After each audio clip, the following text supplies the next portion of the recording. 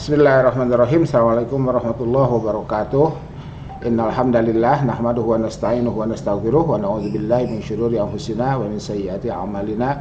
May yahdihillahu fala mudhillalah wa may yudhlil fala hadiyalah. Asyhadu an la ilaha illallah wahdahu la syarikalah wa asyhadu anna Muhammadan abduhu wa rasuluhu la nabiyya ba'dah. Allahumma shalli ala sayyidina wa habibina wa syafi'ina wa maulana Muhammad wa ala alihi thayyibin at-tahirin wa sahbihi wa man tabi'ahu ila yaumil qiyamah, amma ba'd. Oke, mukadimahnya agak panjang, mirip seperti mau khotbah Jumat. Ya, saya secara pribadi berniat tabarruk ya, mengikuti apa yang dicontohkan oleh para ulama terdahulu. Ya, bahkan kalau menurut riwayat hadis, beberapa kalimat yang tadi adalah mukadimah khutbah Nabi ya. Paling tidak itu yang tertera dalam Al-Azkar Nawawi. Nah, itu ya, paling tidak itu yang tertera dalam Al-Azkar Nawawi. Jadi saya kalau ngajar di prodi ilmu hadis itu seperti kembali ke rumah lama saya ya.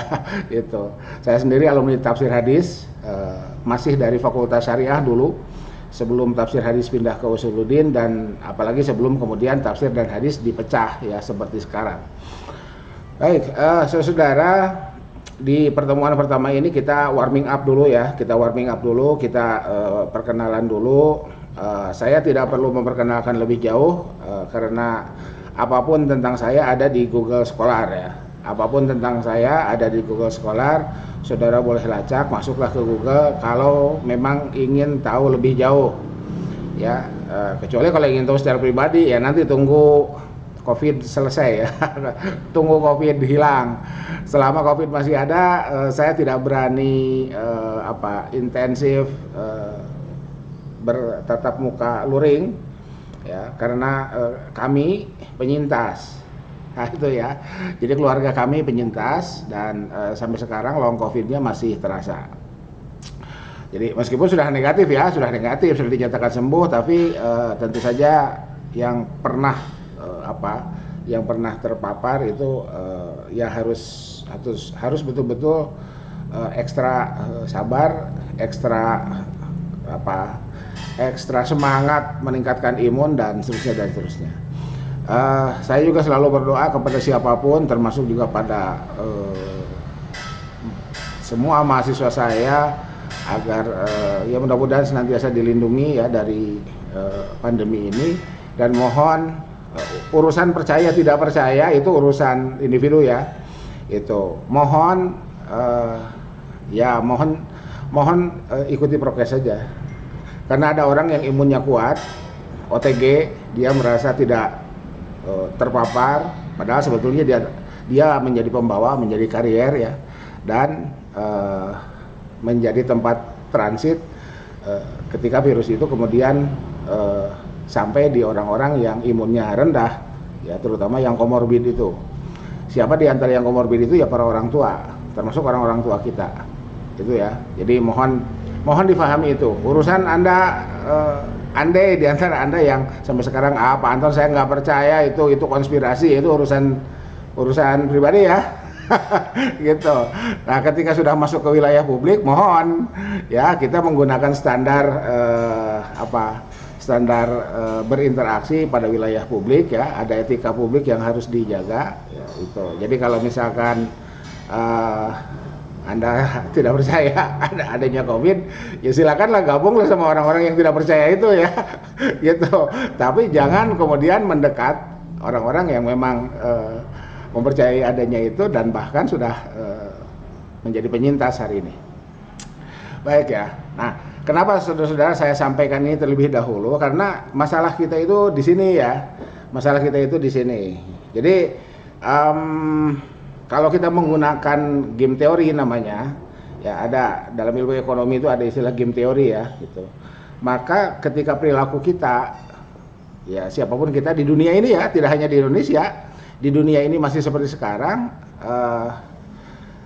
berdasarkan teori itu disimpulkan COVID itu tidak akan hilang. Ya, COVID itu tidak akan hilang berdasarkan game teori itu. Ya, jadi sudah ada simulasinya. Saya mencoba menggunakan teori itu untuk membuat simulasi. Disimpulkan itu tidak akan hilang. selama perilaku kita, selama kita sendiri, jadi umat manusia terpecah ya, terbagi dua, ada yang percaya, ada yang tidak.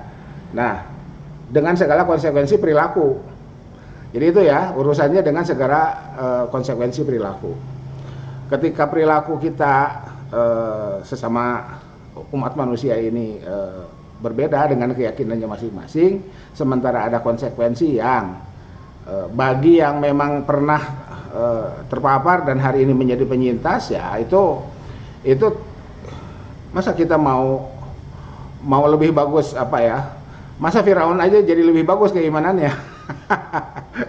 Di mana Firaun lebih bagus keimanannya? Itu kan amantu bi Rabbi Musa pada saat mau tenggelam itu kan.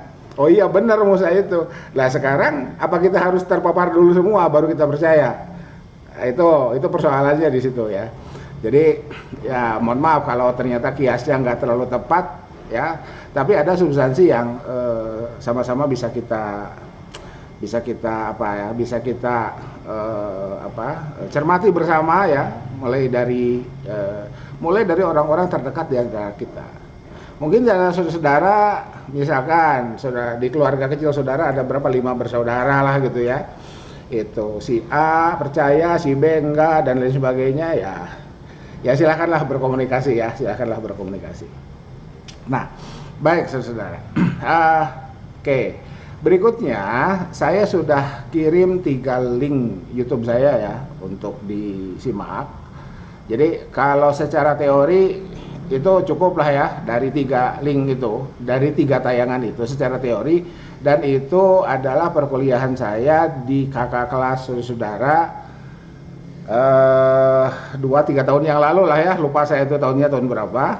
Jadi waktu itu masih luring ya, dan saya diminta oleh Pak Ketua Prodi ya, Pak Kajur, Pak Agus untuk waktu itu sekretaris ya kalau tidak salah, untuk mengisi mata kuliah ini di Prodi Ilmu Hadis. Nah, jadi teoretikalinya selesai lah ya, tinggal saudara andai memang masih memerlukan tambahan materi teoritis, nanti insya Allah saya bikin tayangan sesuai dengan materi yang ada di buku-buku kewirausahaan. Jadi kalau saudara nanya, Pak Anton RPS-nya mana, kemudian bahan ajarnya mana, ya googling aja. Itu di tayangan itu saya sudah tampilkan itu RPS-nya. Ya, andai masih perlu tambahan ya silahkan googling. Apapun buku tentang kewirausahaan itu boleh dirujuk. Silahkan dipilih sesuai dengan kebutuhan masing-masing. Ya, sesuai dengan kebutuhan masing-masing. Oke, berikutnya pertanyaan yang sering kali muncul, ini kenapa kewirausahaan ada di Prodi Ilmu Hadis? Kan gitu ya? Itu apa urusannya gitu. Saudara, literasi entrepreneurship. Jadi mohon baca bahasa Inggrisnya itu agak monyong dikit ya, entrepreneurship ya, itu seperti itu. Saya sendiri biasa ya, lidah Indonesia, lidah Bandung, lidah Cipadung sering menyebutnya entrepreneur. Itu orang bule itu nggak ngerti itu apa itu entrepreneur, karena bagi mereka enter itu masuk. Ya gitu. Saya dikoreksi langsung oleh Profesor Tim Lindsay dari Monash University waktu datang ke Bandung, ngobrol gitu. What do you mean? Nah, kira-kira gitu. Dia baru ngeh itu setelah baca tulisannya. Oh, ya dia baru kemudian dia menjelaskan ya bacanya itu ya entrepreneurship. Ya. Jadi rada-rada monyong sedikit lah. Bukan entrepreneur, bukan ya. Terdengar enter kan jadi masuk. Ya, yang benar itu entrepreneurship. Yang benar menurut pendengaran saya dan kawan-kawan yang lain ya, karena waktu itu tidak hanya saya dalam satu sesi diskusi itu didengar juga oleh orang lain, dan ya akhirnya satu ruangan itu para teman sejawat saya dan teman sejawat saya baru tahu kemudian kalau ternyata yang benar itu membacanya adalah entrepreneurship itu. Nah, oke, jadi kembali ke pertanyaan barusan, kenapa ada di Prodi Ilmu Hadis secara khusus atau di prodi non ekonomi ya. di prodi-prodi non ekonomi. Di prodi ekonomi atau di fakultas ekonomi, ya, fakultas ekonomi dan bisnis, ada yang menggunakan ekonomi dan bisnis, ada yang hanya menggunakan ekonomi, ada yang pakai Islam, ya, ada yang tanpa labeling, sekalipun itu PTKI, dan ada yang pakai Islam sekalipun itu PTU. Nah itu nggak soal lah ya, itu nggak soal, itu urusan nomenklatur itu. Nah di rumpun ilmu ekonomi, bagi para pembelajar ilmu ekonomi itu wajib, ya, itu wajib. Nah wajib secara formal, ya, wajib secara formal. Di non ekonomi itu wajib secara substantif, ya, wajib secara substantif. Nah, kenapa ada, ini istilah saya ya, wajib substantif itu, wajib hakiki. Kenapa? Nah, karena siapapun kita itu selesai kuliah itu tetap akan masuk kepada dunia kerja, pasar tenaga kerja. Nah itu ya, pasar tenaga kerja. Saudara boleh saudara lihat ijazah kakak kelas lah ya, atau ijazah SMA. Saya lupa di ijazah SMA apakah tertera atau tidak. Tapi yang jelas mulai dari diploma S1, S2 dan seterusnya itu di situ tertera klausa, frasa dengan segala hak. Itu ya, bagi pemilik ijazah ini. Nah, dengan segala hak itu diantaranya adalah memasuki pasar tenaga kerja. Jadi saudara sekarang semester 7. Beberapa bulan ke depan saudara masuk semester 8. Bagi yang sudah UP silakan lanjutkan penelitiannya. Bagi yang sudah hampir selesai skripsinya silakan tinggal munakosah. Bagi yang tidak menggunakan skripsi tetapi diganti dengan artikel jurnal, ya, jadi selamatlah pada Usuluddin ya, mempelopori mengganti skripsi dengan artikel jurnal, meskipun berdarah-darahnya sama sebetulnya, ya, iyalah, berdarah-darahnya sama kan, skripsi dua spasi ya, artikel jurnal 1 spasi, skripsi 12 fontnya, artikel jurnal 10, ya, ketika dimampatkan sama aja, dan prosesnya sama, ya, prosesnya sama, karena itu sama-sama penelitian. Nah, hanya penelitian itu dilaporkan dalam bentuk skripsi dan dalam bentuk artikel jurnal, publikasi artikel jurnal itu ya tentu saja itu harus disepakati dulu, ya. Nah, Usuluddin sudah menyepakati paling tidak internal secara kefakultasan. Sementara fakultas yang lain masih tarik ulur lah, masih tarik ulur. Oke. Jadi ketika kita dapat ijazah itu, selembar ijazah itu, dan di situ tertera frasa, klausa, dan segala hak yang melekat pada, nah itu ya, pada pemegang ijazah itu, maka itu otomatis kita selaku warga negara memasuki pasar tenaga kerja. Pak Anton kenapa bicaranya selaku warga negara? Iya. Nah ini ya, jadi saya masuknya dari sini dulu. Saudara, kenapa prodi kita ada? Oke, lebih jauh, kenapa fakultas kita ada? Lebih jauh lagi, kenapa perguruan tinggi kita ada? Kenapa negara Indonesia ini, NKRI ini, mendirikan PTKI N yang milik yang statusnya adalah negeri ya. Nah, ini persoalan sudut pandang. Ini persoalan sudut pandang. Karena ada permintaan pasar. Nah, dari situ dulu ya. Jadi dari situ dulu kita masuk terkait dengan mata kuliah kita atau literasi ekonomi, literasi business and economics bagi seluruh warga negara yang berkesempatan melanjutkan pendidikannya ke jenjang perguruan tinggi. Itu mohon di garis bawahi betul itu ya, mohon distabiloi betul itu bagi yang masih pakai stabilo. Mohon di highlight ya. Itu di highlight, sekarang itu di highlight ya, generasi milenial itu sudah nggak tahu stabilo itu, di highlight itu pernyataan itu. Jadi karena ada permintaan pasar, itu diantara jawabannya adalah itu ya, diantara jawabannya karena ada permintaan pasar dibukalah perguruan tinggi secara umum, fakultas, agak khusus, prodi agak lebih khusus lagi, dan bahkan konsentrasi atau kekhususan. Namanya juga kekhususan ya, berarti kan itu pasti khusus itu. Ada peminat, ada permintaan pasar untuk keahlian yang diselenggarakan, yang perkuliahannya, yang transfer of knowledge-nya diselenggarakan pada prodi-prodi itu. Gitu ya.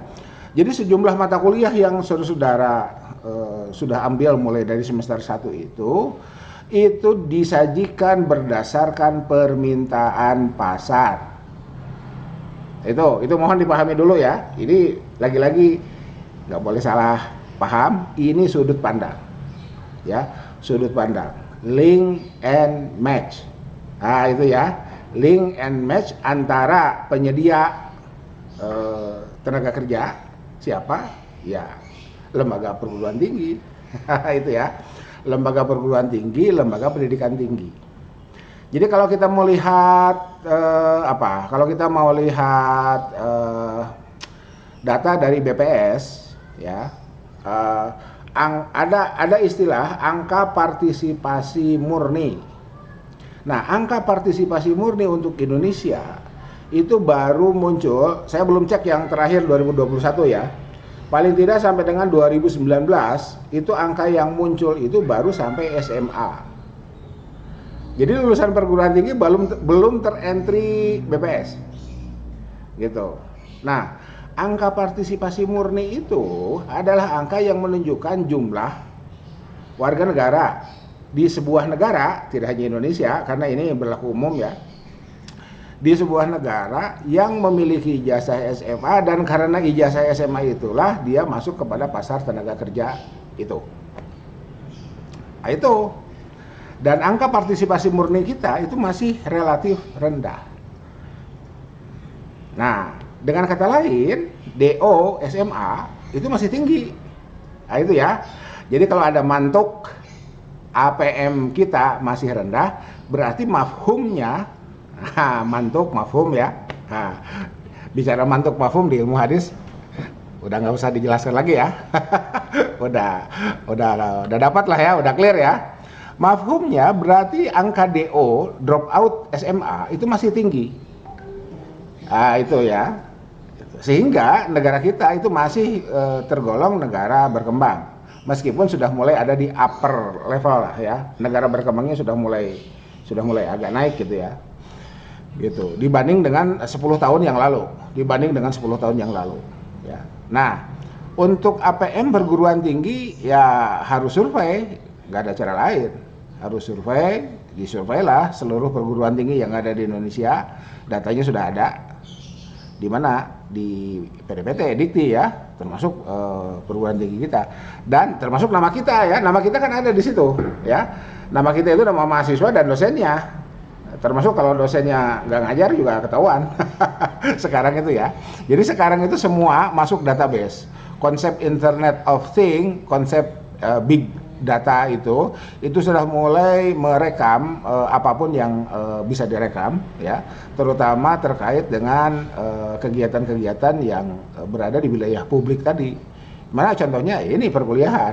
Perkuliahan itu kan kegiatan yang berada di wilayah publik, siapapun warga negara itu berhak mengikutinya dalam batas usia tertentu. Warga negara itu berada pada posisi sebagai mahasiswa, sebelum perguruan tinggi berposisi sebagai siswa, wajib belajar 9 tahun, masuk ke perguruan tinggi menjadi mahasiswa. Di sebelum perguruan tinggi itu tutornya adalah guru, di perguruan tinggi tutornya adalah dosen, dan tidak ada beda antara guru dengan dosen ya. Jadi itu, dan bahkan di negara kita undang-undangnya sama, undang-undang guru dan dosen. Dan itu semua adalah bentuk konsensus kebangsaan di negara bangsa yang modern itu. Artinya siapapun yang berada di wilayah negara itu menjadi berhak di satu sisi dan berkewajiban di sisi lain, atau berkewajiban di satu sisi dan berhak di sisi lain untuk membangun bangsa ini secara bersama-sama. Di antaranya adalah pembangunannya melalui kegiatan perekonomian. Nah, jadi itu ya, itu apa? Itu pengantar lah ya, narasi pengantar. Kenapa kemudian kita menjadi memerlukan mata kuliah ini? Andai misalkan saudara merasa ketika baca buku-buku itu, Pak Anton ini terlalu teoritis, saya ingin praktis saja. Ya, mari kita lahirkan itu. Karena tadi saya sudah katakan aspek-aspek teorinya saya merasa sudah cukup. Pengantarnya di 3 tayangan YouTube saya kemarin itu, maka kedepannya boleh jadi perkuliahannya begini. Siapa di antara saudara yang sudah masuk startup? Ya, boleh dari situ silahkan dibuat laporannya. Ya, laporan sederhana aja. Ya, 10 halaman lah. 10 halaman itu kan artikel jurnal ya. Jadi nanti boleh dikirim kepada dekannya tuh. Ya, ke Pak Dr. Yudi ya. Boleh dikirim, kirim, ya silahkan disampaikan. Atau kalau perlu presentasi online juga it's okay ya. Mari kita presentasi online, nanti fleksibel aja. Silakan disampaikan. Ini hasil perkuliahan mata kuliah kewirausahaan di Prodi Ilmu Hadis, dan dosennya bilang aja dosennya Pak Anton. Gitu ya. Jadi silakan itu. Jadi kuliahnya fleksibel. Bagi yang sudah punya startup, bagi yang belum punya startup, silahkan saudara mulai merancang dari sekarang apa yang saudara bisa jual, keahlian apa yang saudara bisa jual berdasarkan kompetensi prodi yang saudara pilih itu. Jadi ketika hari ini saudara adalah mahasiswa ilmu hadis, nah kompetensi apa sih yang bisa dijual? Karena itu tadi asumsi awalnya, kenapa ada ilmu hadis? Karena ilmu hadis, jadi ilmu hadis diselenggarakan, dibuka, menerima mahasiswa karena memang ada permintaan pasar. Itu ya.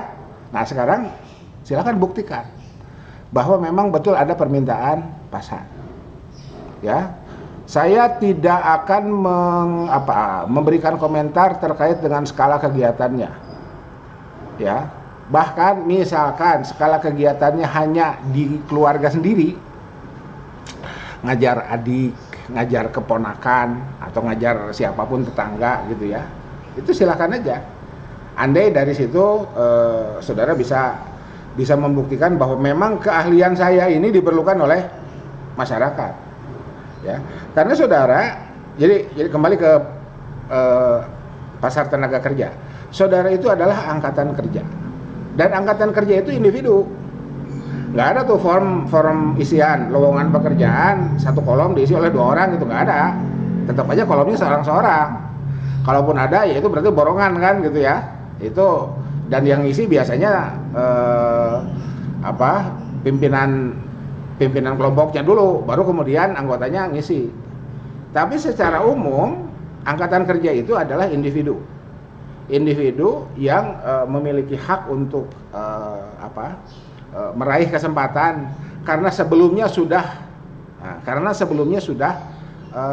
di training, anggap saja demikian ya, logikanya kan sudah di training. Jadi saudara kuliah itu kan logikanya di training. Ketika saudara masuk lapangan kerja itu di training dengan keahlian tertentu, dibekali dengan keahlian tertentu, dan ketika sudah dinyatakan lulus, maka saudara kemudian berhak untuk memperoleh reward dari hasil training tadi. Nah, sekarang semester 7 trainingnya sudah hampir selesai. Nah, sekarang saya minta saudara-saudara untuk membuat semacam laporan kegiatan apa saja yang kira-kira bisa dibuat ya berdasarkan keahlian itu. Nah, kalau yang sudah jadi startup, sudah punya startup, itu ya silakan laporkan aja ya. Nggak usah cerita dapur. Dapur itu kan rahasia perusahaan ya. Nah, itu.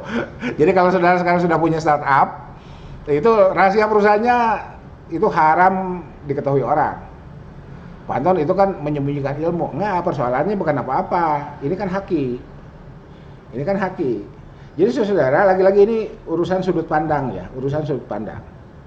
Ketika pasar tidak open, ya, jadi ketika demand tidak open, maka supply jangan open.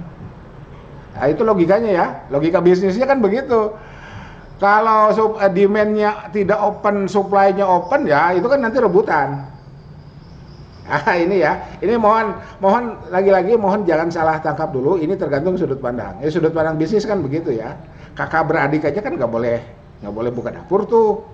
Ya, kakak beradik punya keahlian sama, pasarnya cuma segitu, tiba-tiba buka dapur, kan bisa berantem itu. Ya, agar tidak berantem gimana? Luaskanlah pasar itu. Sebatas apa luasnya? Sebatas dunia ini. Ya, sebatas dunia ini. Karena sekarang kan kita menjadi borderless ya. Kita borderless tanpa batas. Dengan siapapun kita bisa berkomunikasi. Ya, dengan siapapun kita bisa berhubungan. Dan kepada siapapun kita bisa menawarkan keahlian kita. Saya kasih contoh ya, misalkan begini. Saudara di semester 7 sudah selesai mengambil mata kuliah takhrij hadis misalkan gitu ya. Kan saudara boleh buka kursus online tuh. Ya. Kursus takhrij hadis untuk untuk mahasiswa non muhaddis, non ilmu hadis, ya. Atau untuk mahasiswa non usuluddin. Kan bisa begitu. Ya, ini saya kasih contoh ya. Saya kasih contoh. Itu seperti itu. Gratis. Ya. Pantun kok gratis? Gratis gimana ngitungnya? Ngitung nilai ekonominya. Itu tetap bisa dihitung. Dengan konsep filantropi modern. Jadi saudara-saudara, dalam konsep filantropi modern itu nggak ada yang gratis. Ya, misalkan saya kasih contoh, siapa yang sering ceramah subuh di masjid rumahnya masing-masing itu, ya misalkan dari sekian orang, dari berapa orang nih, iya, ini belum bertambah ya ternyata ya 27. Dari 27, 20 orang misalkan ceramah, ya subuh. Nah, bagi para mahasiswinya ada majelis taklim, ya sama-sama di masjid lah ya, tapi tidak subuh ya, duha misalkan gitu. Nah itu saudara-saudara boleh hitung. Saudara boleh hitung, andai ini dinilai dengan uang. Ini pakai konsep filantropi modern ya. Jadi konsep filantropi modern itu semua dapat dihitung, semua dapat dimonetisasi. Nah, itu istilah YouTuber ya. Semua dapat dimonetisasi, semua dapat dihitung uangnya. Bahwa kemudian saya misalkan saya ceramah subuh nih, saya menggratiskan enggak, iya mah ikhlas weh. Ikhlas. Ikhlas kalau diomongkan jadi nggak ikhlas tuh. ya. Ini mah ikhlas lillahi ta'ala misalkan seperti itu. Nah, dalam konsep filantropi modern itu tetap bisa dihitung, bahkan itu tetap harus dihitung agar diketahui berapa sumbangan seorang individu sebagai warga negara bagi orang lain. Ya, dihitung misalkan sekali ceramah berapa, 500.000 misalkan gitu ya. Ceramah subuh dari jam 5 sampai jam 6 kurang seperempat gitu ya, sampai jam 6 lah gitu, 1 jam itu 500.000. Kemudian digratiskan. Itu tetap harus dihitung dalam konsep filantropi modern, berarti individu tersebut sudah menyumbang kepada bangsa sebesar 500.000. Sebab kalau dia pasang tarif misalkan begitu ya, dan tarifnya adalah rata-rata sekian, ya itu kan hak dia. Dia sudah berkorban waktu, dia sudah berkorban tenaga, dia sudah berkorban pikiran. Ya. Itu kan seperti itu ya. Itu.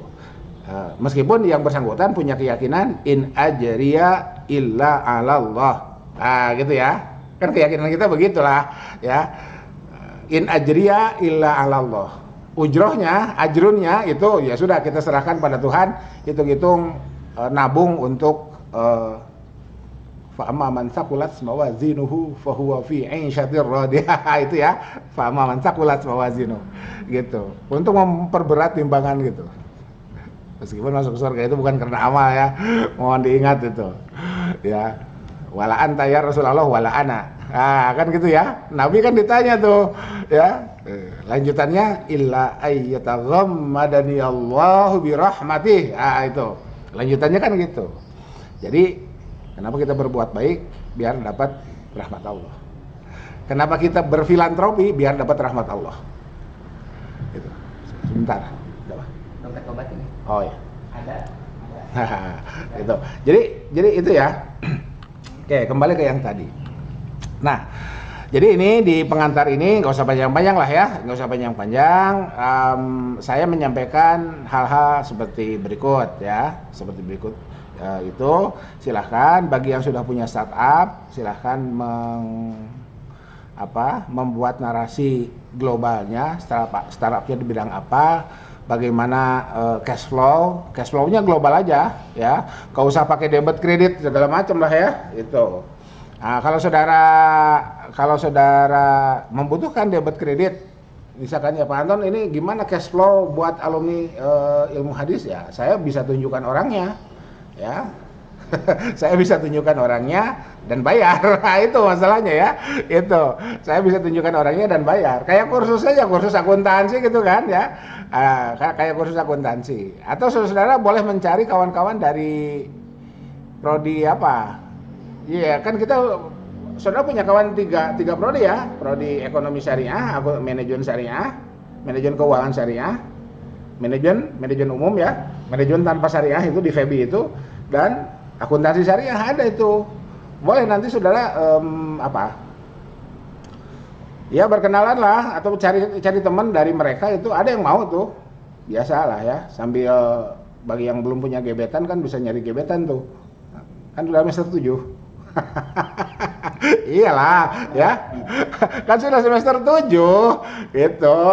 Sunatullah ya, sunatullah, jangan lupakan itu. Nanti lupa malah gitu. Kan repot nanti. Ya pulang ke rumah, pulang ke rumah.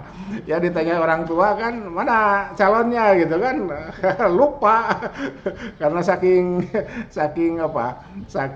semangatnya mentahri hadis gitu kan, jadi lupa jadi calon kan, repot juga itu. Ya, jadi itu seperti itu, silakan. Dan ini sekedar pengantar dulu lah ya, sekedar pengantar dulu. Mudah-mudahan bisa memberikan pencerahan untuk apa yang akan kita lakukan selama insya Allah 1 semester ini. Tetap semangat, kita tetap berdoa semoga COVID segera berlalu agar mudah-mudahan kita bisa bertemu di kelas lah ya, beberapa kali pertemuan, boleh jadi kan begitu. Itu dan ya. Saya berharap silaturahimnya kan tidak hanya sekedar di kelas ini. Saudara sudah punya nomor HP saya kan ada di itu ya, di grup itu. Dan saya sendiri adalah pengelola Journal of Hadith Studies milik Asosiasi Ilmu Hadis Indonesia. Dan saya adalah ketuanya. Ya, bendaharanya Pak Dekan. Ya, bendaharanya Pak Dekan. Sekretarisnya Dr. Ja'far As-Segaf, dosen UIN Jogja. Gitu. Oke, silakan kalau mau ada pertanyaan, ada komentar atau mau ngobrol apapun ya.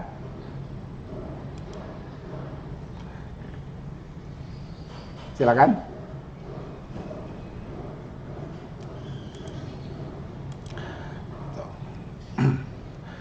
Atau saudara-saudara itu belum sempat menyimak YouTube-nya. Kalau belum sempat menyimak silahkan disimak. Ya. Kalau biar efisien, itu ya saudara cari dulu free hotspot area. Saudara bisa unduh. Ya. Tapi kalau di rumah sudah ada free hotspot area, bukan free hotspot area ya, sudah masang internet lah ya di rumah, ya silakan gunakan kuota unlimited itu ya, kuota paket itu di setting sedemikian rupa sehingga ya kan mau download dulu atau enggak kan nggak ada soal ya, nggak ada beda ya kalau sudah pasang internet di rumah masing-masingnya gitu. Cukup? Kalau cukup mari kita tutup ya. Ini saya rekam ya, jadi ini obrolan ini saya rekam, nanti kembali saya upload di YouTube ya. Dan sekarang kan setengah 12 ya, mudah-mudahan sebelum nanti jam berikutnya kelas B ini sudah berhasil tayang, dan saya tinggal mempersilahkan mahasiswa kelas B untuk menyimak saja dulu ini sebagai materi perkenalan. Ya, silakan. Silakan, ada yang mau tanya atau mau berkomentar? Yang sudah jadi startup ada nggak? Ngacung lah. Silakan ngacung. Gimana Pak? Yang sudah punya startup, yang sudah jadi startup, punya kegiatan yang sudah menghasilkan uang dari keahlian saudara. Tidak harus terkoneksi dengan ilmu hadis. Misalkan saya punya butik, saya punya outlet pulsa, misalkan kan bisa aja begitu kan. Saya punya outlet online, apa gitu, silahkan. Boleh berbagi pengalaman kalau mau. Ya, pengalaman umum aja, jangan pengalaman khususnya. Ya, silakan. Alfi. Apapun yang menghasilkan ya Pak ya? Iya, silakanlah berbagi biar jadi motivasi buat kawan-kawannya. Kemarin saya mungkin ya jauh lah gitu dari nama jurusan gitu ya. Ya. Kebetulan saya ya punya sedikit lah semangat saya di bidang olahraga Pak. Di futsal Pak. Ya. Kebetulan saya ya lumayan lah, jadi kalau ada misalkan ada event-event turnamen kecil-kecilan itu suka menghasilkan gitu Pak. Nah, jadi pemain, jadi pelatih, jadi manajer. Jadi pemain dan jadi pelatih. Oke, nah itu saudara ya, oke ya, clue-nya udah dapat. Jadi keahlian kita itu tidak harus dibatasi oleh ijazah formal, gitu. Kan ketika tahu bakal jadi pelatih kan mestinya dulunya zaman saya masih ada SGO ya, zaman saya SMA itu masih ada SGO. Kawan-kawan saya yang hobinya olahraga itu ada yang masuk SGO ya, sekolah guru olahraga dulu itu masih ada. Lanjut S2 kuliahnya ke FPOK, UPI ya, IKIP dulu itu IKIP ya. Itu seperti itu. Tapi kan nggak harus selalu begitu. Nggak harus selalu begitu. Saudara boleh lihat biografinya siapa pelatih Arsenal tuh? Arsene Wenger. Arsene Wenger itu sarjana ekonomi itu. Tiba-tiba jadi manajer sepak bola. Ya. Coba saudara boleh yang hobi bola lacak lah. Arsene Wenger dulu ketika dia masih muda itu klub mana? Ya. Tapi karena dia punya keahlian manajerial, dia menjadi manajer klub sepak bola. Jadi agak beda ya, agak beda dengan kiai. Kiai itu bisa jadi kiai, harus jadi kiai. Nah, ya, gitu ya. Karena apa? Karena ya itu tadi ya. Tapi kalau di luar kiai itu siapapun boleh mencoba. Ya, siapapun boleh mencoba. Itu. Contoh ya, Alfi, terima kasih ya. Jadi ini apa? Ini satu contoh ketika kita punya keahlian, dari keahlian itu kita menjadi berpeluang memperoleh sesuatu tanpa harus berhubungan dengan jenjang pendidikan formal kita. Oleh karena itu saudara, andai saudara misalkan punya rencana S2 dan di antara saudara ada yang ada yang berbakat seperti Alfi itu ya, gitu. Ada kajian interdisiplin. Interdisiplin itu nggak nyambung dengan S1-nya. Jadi kita nanti akan menjadi ahli di bidang-bidang yang umum itu. Gitu ya. Kan mestinya semakin tinggi, ilmu itu kan semakin mengkerucut. Ternyata perkembangan hari ini tidak demikian. Ya, bagi banyak orang mungkin ya semakin tinggi semakin mengkerucut. S1 kedokteran, kemudian spesialis dalam. Nanti dari spesialis dalam ada spesialis jantung. Kan gitu ya. Itu kan semakin khusus tuh. Itu. Bentar. Halo, nuju ngaulang punten. Oke, di kontak deh. Ada telepon. Ya, itu seperti itu. Nah, itu ada ilmu yang memang seperti itu. Tapi ada ilmu yang semakin tinggi malah semakin umum. Ya, semakin tinggi semakin umum seperti apa asupan itu. Masih tahu asupan nggak? Anak milenial kayaknya nggak tahu asupan itu. Apa asupan itu, Kang? Untuk Ya bukan, itu kan bentuk matematika ya. Asupan itu apa? kerucut. Kerucut terbalik. Ya, kerucut terbalik itu kan semakin kan kalau kerucutnya tidak terbalik semakin ke atas kan semakin spesifik, tapi ini dibalikan, semakin ke atas semakin meluas. Nah, sekarang itu justru jadi kesuksesan ini hasil riset ya. Kesuksesan orang itu tidak selalu ditentukan oleh pendidikan formal. Bahwa pendidikan formal itu penting, ya. Tapi ada aspek lain, apa? Koneksi, hubungan baik bahasa kitanya kan silaturahim, ya.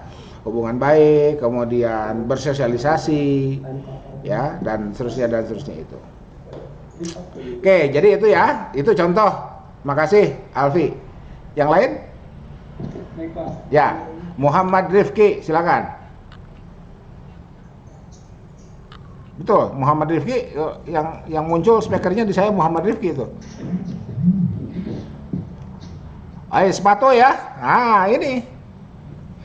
Ya, ini bikin sendiri atau reseller?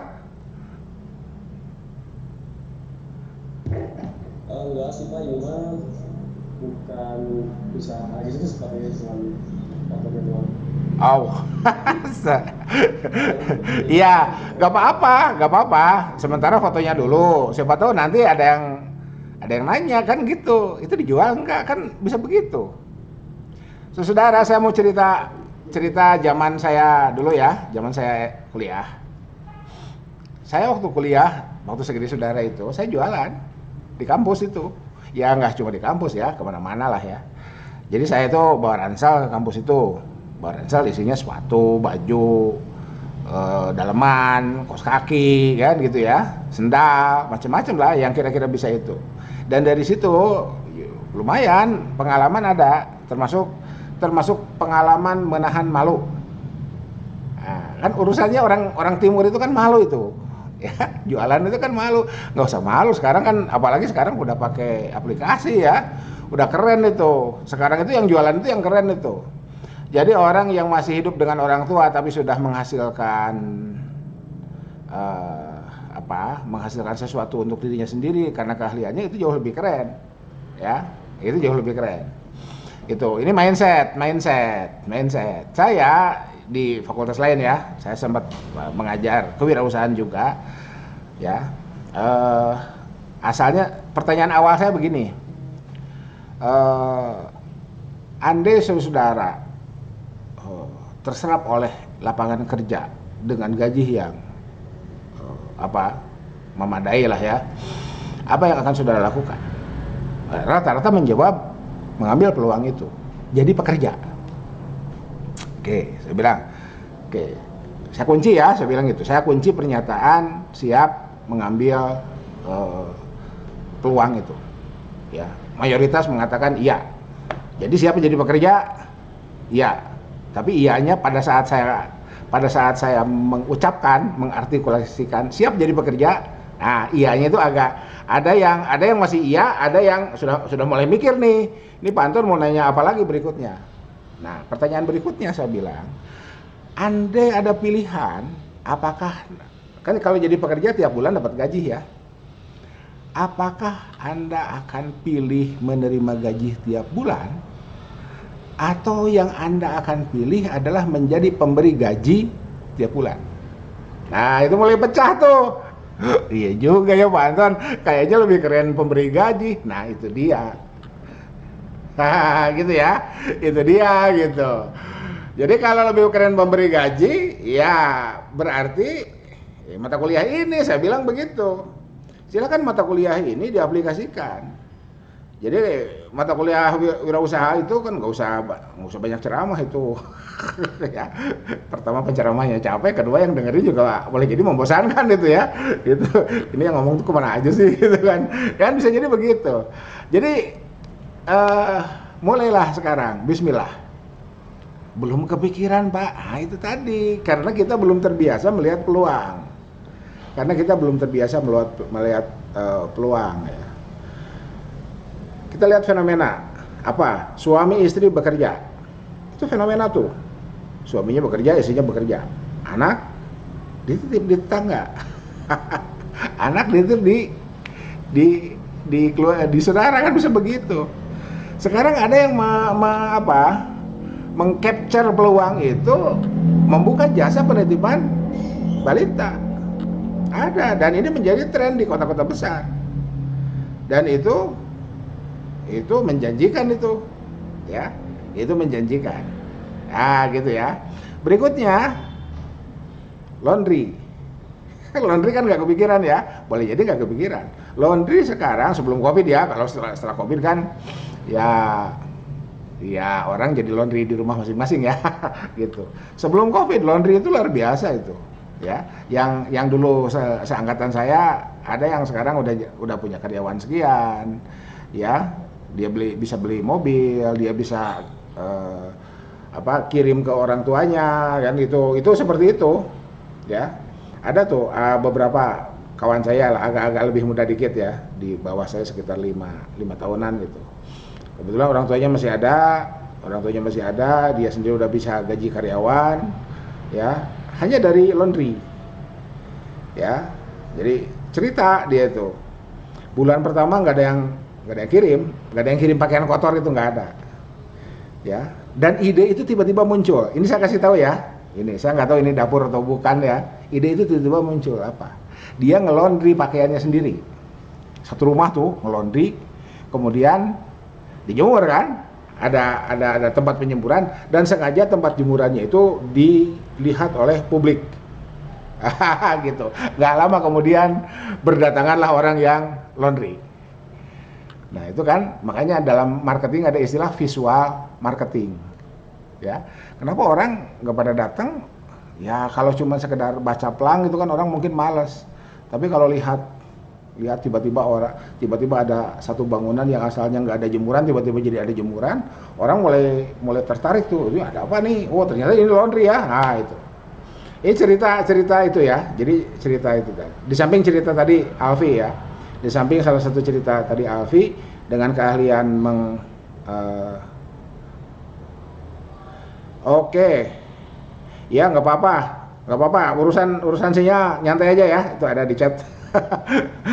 Gitu. Nanti kan ini saya upload ya, insya Allah saya upload di YouTube. Jadi tadi cerita Alfi, itu terima kasih Alfi. Saya tambahkan cerita saya yang kedua, ketika saya mahasiswa saya jualan, ya, jualan zaman saya dulu lah ya, gitu. Nah kemudian cerita teman saya adik kelas, beda 5 tahunan lah ya. Sekarang udah jadi bos laundry, dan ya dia bisa menyekolahkan anak, bisa terhormat lah hidupnya itu ya, bisa terhormat hidupnya, bisa kirim orang tua, bisa berbakti kepada orang tua, dan seterusnya. Oke ya, jadi sementara itu dulu lah ya. Jadi faktor sinyal, oke. Jar kasih wajahnya nggak kelihatan jelas sih. Ya kenal sinyalnya kurang sehat Pak. Ya, oke, nyantai aja ya, gitu. Oke, kita tutup dulu. Mari kita sama-sama baca doa kafaratul majlis. Subhanakallahumma wa bihamdika asyhadu an la ilaha illa anta astaghfiruka wa atubu ilaik. Billahi taufiq wal hidayah, billahi fi sabilil haq, nasrun minallah wa watun qarib, wa basyiril mu'minin wallahul muwaffiq ila aqwamit thoriq. Assalamualaikum warahmatullahi wabarakatuh. Tetap semangat. Waalaikumsalam.